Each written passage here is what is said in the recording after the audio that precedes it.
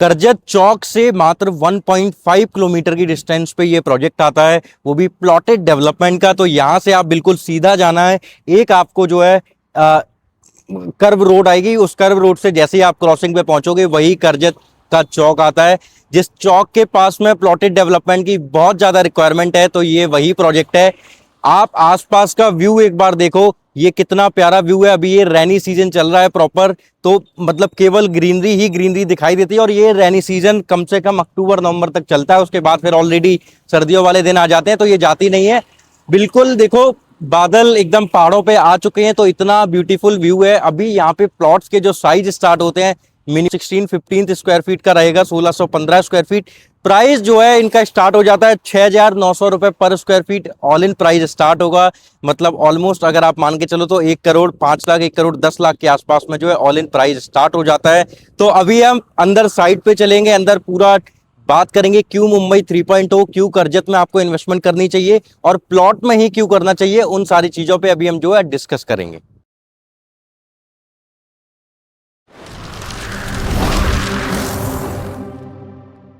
अभी हम जो है अपने प्रोजेक्ट के अंदर आ चुके हैं। ये देखो हमारे प्लॉट्स जो है स्टार्ट हो चुके हैं। इस तरीके से जो है पूरा डिमार्केशन वगैरह जो है इन्होंने दिया हुआ है प्लॉट्स का। एंड ये इस तरीके से जो है पूरा ग्रीनरी वगैरह रोड्स के साइड में आपको मिलेगा। यही था गेट जो मैं आपको दिखा रहा था। ये अभी ये हमारा इतना नज़दीक है यहाँ से गेट। अभी आप देखोगे व्यू, देखो आप एक बार चारों तरफ का। ये जो आप देख रहे होगे यहाँ से वाटरफॉल वगैरह दिख रहा होगा आपको पहाड़ों के बीचों से। बादल अभी ऊपर चले गए हैं, प्रॉपर नीचे आए हुए थे बादल। इतना ब्यूटीफुल व्यू हो जाता है वहाँ पे, तो आपको मैं कितना कैसे बताऊँ। मतलब आप यहाँ पे आओगे तो आपका एकदम दिल खुश हो जाने वाला है। ऐसी साइट है ये, इस तरीके से जो है पूरी ग्रीनरी वगैरह आपको देखने को मिलेगी। अभी कुछ थोड़े बहुत पार्क वगैरह भी हैं, वो भी मैं आपको थोड़े दिखा देता हूँ। पार्क वगैरह दिखाने के बाद में फिर हम फर्दर डिस्कस करेंगे कि क्यों यहाँ पे इन्वेस्टमेंट करना चाहिए। इस तरीके से जो है सारी चीज़ें ये आपको प्रोवाइड कराएंगे प्लॉट के आसपास में। ये एक एमिनिटीज़ वाला जोन आ जाता है, ये जो आप देख रहे हो। ये आपका एक एमिनिटीज़ वाला जोन आ जाएगा। यहाँ पे ये लोग कुछ एमिनिटीज़ लेके आ रहे हैं। एंड इस तरीके से जो है पूरा ये ग्रीन पैच दिया हुआ है। ग्रीन पैच के जस्ट पीछे जो है एमिनिटीज़ वाला जोन होगा। अभी क्लब हाउस वाला जोन भी मैं आपको दिखाऊंगा, और पार्क इधर बना रहे हैं वो वाला जोन भी आपको दिखाऊंगा मैं। हम जो है और अंदर आ चुके हैं। एक पार्क आप देखोगे, ये एक और फ्रूट ऑर्चिड पार्क ये एक आ जाता है आपका। इधर साइड जो है ये इधर पे जो है एक टेंपल बना रहे हैं। एंड उसके बाद ये व्यू देखो आप कि कितना प्यारा व्यू है। ये नॉर्मल कैमरे पे मैंने रखा हुआ है, तो बिल्कुल नज़दीक आपका जो है एकदम जो है हिल्स आपके आ जाते हैं। ये हिल्स हैं, हिल्स से देख रहे होगे आप वाटर निकलता हुआ आपको दिख रहा होगा। तो प्रॉपर इतना ब्यूटीफुल व्यू हो जाता है रेनी सीजन में, आप सोच नहीं सकते हो कि कितना ब्यूटीफुल व्यू आता है। अभी व्यू आपने देख लिया किस तरीके से एमिनिटीज़ वगैरह देख रहे हैं। ये जो आप कंस्ट्रक्शन देख रहे हो, ये कंस्ट्रक्शन जो है सारी इनकी क्लब हाउस की ही चल रही है, जो कि पूरा 3 एकड़ का जो है पूरा लैंड पार्सल है, जहाँ पे ये सारी जो है क्लब हाउस के आसपास का जो है पूरा जोन जो है क्रिएट कर रहे हैं। पूरा एमिनिटीज़ का जोन रहेगा वो सारा। अभी हम डिस्कस करेंगे कि वाई दिस लोकेशन, क्यों यहाँ पे इन्वेस्टमेंट करना चाहिए, एंड मुंबई 3.2 क्यों इतना जो है फेमस हो चुका है इस पूरी लोकेशन में। अब हम उन सारी चीज़ों पे जो है हम डिस्कस करेंगे। अभी हमने पूरा जो है लैंड पार्सल देखा, किधर क्या क्या सारी चीज़ें आने वाली हैं, वो सारी चीज़ें आपने देखी। अभी मुंबई 3.0 की हम बात करते हैं, जिसको नैना सिटी भी बोला जाता है। Naina city stands for a Navi Mumbai international airport influence notified area.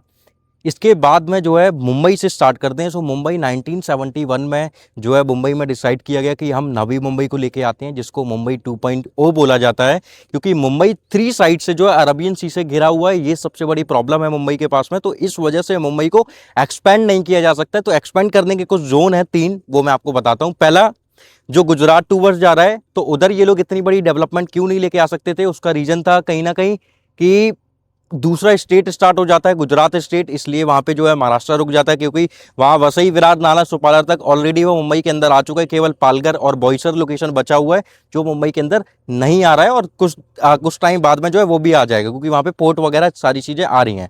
उस एरिया को कवर कर दिया, तो वहां पे इतनी बड़ी सिटी मुंबई 3.0 जैसी नहीं विकसित कर सकते थे।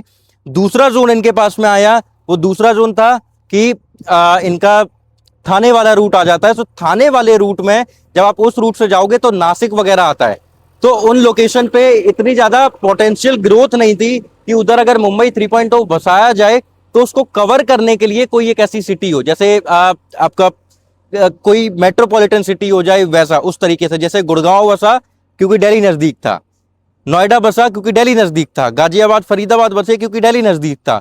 तो उनके पास में एक ऐसी लोकेशन थी, तो इनको भी एक ऐसी लोकेशन चाहिए थी। सो दिल्ली नोएडा आप देखो आज की डेट में कंबाइन हो चुके हैं, क्योंकि उनके नोएडा के पास में इतना पोटेंशियल था कि वो दिल्ली से बिल्कुल लगा हुआ बन पाए, इसीलिए वो दिल्ली एनसीआर वाला जोन सारा आ जाता है। सो सेम चीज यहाँ पे भी। सो उधर साइड भी इतना ज्यादा पोटेंशियल ग्रोथ नहीं था थाने साइड में, तो इसलिए थाने को केवल रेजिडेंशियल पर्पस से और कमर्शियल पर्पस से उन्होंने रेडी किया।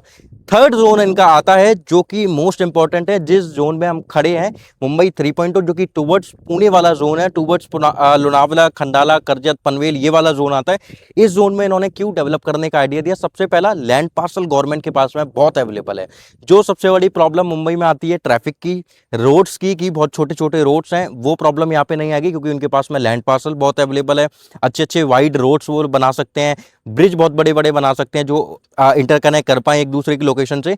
दूसरा, ये सिटी एंड होने के बाद में आपका पुणे सिटी स्टार्ट हो जाता है, और पुणे के पास में ऑलरेडी उतना पोटेंशियल है कि वो ट्विन सिटी का काम जो है कर सकता है। सो मुंबई से पुणे कब पहुंचोगे, पुणे से मुंबई कब पहुंचोगे, नहीं आइडिया लगने वाला है फ्यूचर में आप लोगों को। सो यहाँ पे 3.0 को हम महाराष्ट्र के सीएम मिस्टर देवेंद्र फडणवीस जी ने बोला है कि ये पूरी लोकेशन जो है मुंबई 3.0 नैना सिटी, ये फ्यूचर में डिजिटल इकोनॉमी हब होगी, क्योंकि डेटा सेंटर का हब ये पूरा लोकेशन रहेगा, और बड़ी बड़ी आईटी की कंपनीज भी आपको यहाँ पे देखने को मिलेगी। एंड साथ ही साथ में जितना आज की डेट में Mumbai financial capital of India already है, जितना वो आज की डेट में इकोनॉमी में सपोर्ट करती है महाराष्ट्र गवर्नमेंट को या फिर नेशनल गवर्नमेंट को, तो उससे कई गुना ज़्यादा सपोर्ट इकोनॉमी में ये मुंबई 3.0 वाली लोकेशन जो है करने वाली है। तो अब आप सोचो कि डेटा सेंटर का हब हो गया, डिजिटल इकोनॉमी हब पूरा बन जाएगा, आईटी की कंपनीज आ रही हैं, एजुकेशन हब होगा, एजुकेशन हब में वर्ल्ड की टॉप 10 यूनिवर्सिटीज जो है आने वाली है, टॉप 10 कंट्रीज की। 5 कंट्रीज ने ऑलरेडी एमओयू साइन कर लिए हैं, तो 5 कंट्रीज के और बचे हुए हैं। उसके बाद में आप देखोगे रिलायंस हो गया, पतंजलि हो गया, आपका अडानी, अंबानी, जितनी भी बड़े बड़े इंडस्ट्रियलिस्ट के नाम आपके माइंड में आते हैं, वो सारी इंडस्ट्रीज यहाँ पे आने वाली हैं। तो ये पनवेल, करजत, उड़ान, उल्वे, पैन, इन पांचों लोकेशन में सबसे रेजिडेंशियल में इन्वेस्टमेंट के पॉइंट ऑफ व्यू से अगर आप देखोगे तो पनवेल और करजत वाला जोन ही आता है।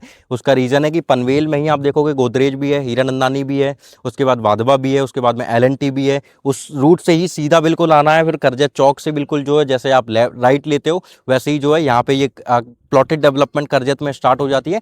प्लॉटेड डेवलपमेंट में इन्वेस्टमेंट करना क्यों है? क्योंकि पनवेल, करजत, लोनावला, खंडाला, ये सारी लोकेशन फेमस ही जो है बंगलोज से हैं, विला से हैं। तो जब आप प्लॉट बाय करोगे तो कल को जो रिक्वायरमेंट आएगी बंगलो की, क्योंकि इतना ब्यूटीफुल व्यू है, तो और जब लैंड पार्सल अवेलेबल है तो लोग अपने लिए घर बनाने का सोचते हैं। मुंबई में प्लॉट्स लोग क्यों नहीं खरीदते हैं? क्योंकि वहां पे प्लॉट्स है ही नहीं।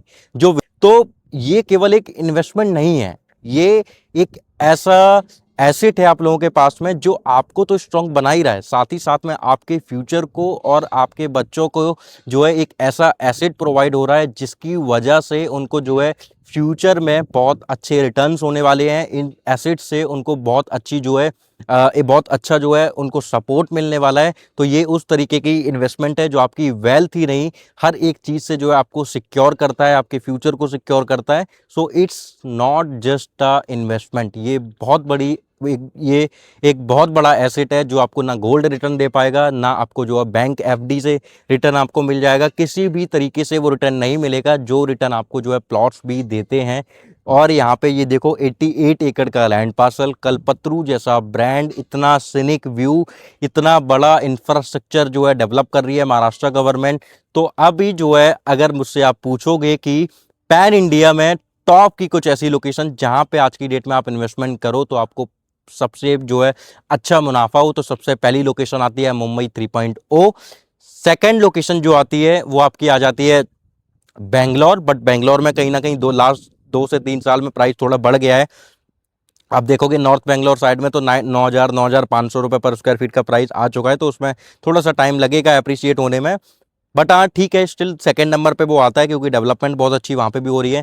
थर्ड लोकेशन जो आती है वो आपकी अहमदाबाद में साणंद नल सरोवर रोड आती है, जहाँ पे आपने लास्ट मेरे प्रोजेक्ट की वीडियो देखी होगी, अरविंद एक्वा सिटी वाले प्रोजेक्ट। तो जो बड़े इन्वेस्टर्स हैं उनके लिए बहुत अच्छी ये खुशखबरी है कि उनके पास में एक ऐसा पर्सन मिल गया है मेरे जैसा जो उनको पैन इंडिया में छोटी छोटी इन्वेस्टमेंट बता सकता है, 1 करोड़ के टिकट साइज में या फिर 1 करोड़ के अंदर के टिकट साइज में, जहां वो 10 साल का होराइजन रखते हैं। तो ट्रस्ट मी, जितना एप्रिसिएशन आप सोच रहे होगे उससे 2 गुना ज्यादा आपको उन लोकेशन पे देखने को मिलेगा। तो थर्ड नंबर पे अहमदाबाद साणंद नलसरोवर रोड वाला लोकेशन आता है।